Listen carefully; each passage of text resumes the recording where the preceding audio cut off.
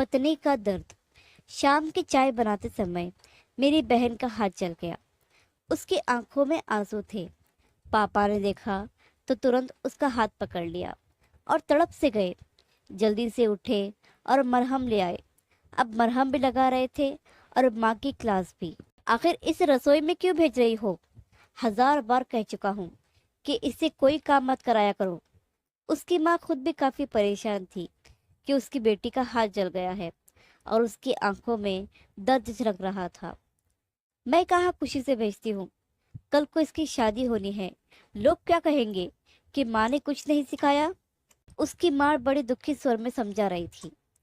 पापा ने कहा, हाँ, लोगों को जो कहना है वो कहते रहते हैं, लेकिन अब से किचन में नहीं जाएगी।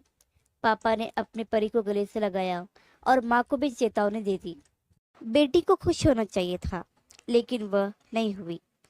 वह बस अपने अम्मा के हाथों को देखी जा रही थी, जिनके अंगूठे पर सब्जी काटने के निशान थे। कितनी बार उनके हाथ जले थे, काले दाग जैसे निशान थे। हालांकि घाव ठीक हो गए थे, लेकिन अभी 1 हफ्ता पहले ही उंगली पर चाकू से इतना बड़ा कट लग गया था। बहुत खून बह गया, लेकिन उन्होंने उस पर पट्टी तक नहीं की, यह कहते हुए कि ठीक है, लेकिन कुछ भी ठीक नहीं था। मैं पिताजी को बताना चाहता था कि उनकी पत्नी भी किसी की बेटी है। उसके पिता अब इस दुनिया में नहीं रहे, तो क्या हुआ? उसका पति तो जीवित है। आप अपनी बेटी के दर्द पर तो तड़प उठे, लेकिन दूसरों की बेटी का क्या? वह जाकर किसे बताए?